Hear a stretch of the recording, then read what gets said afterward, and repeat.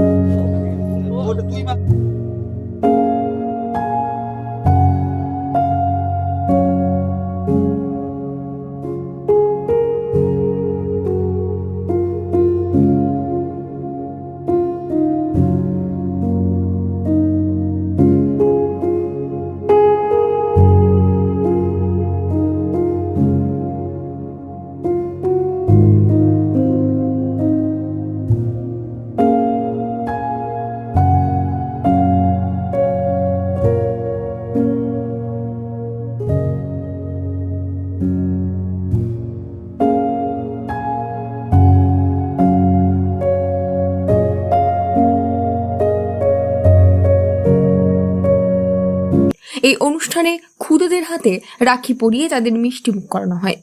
Bureau report, news network 7।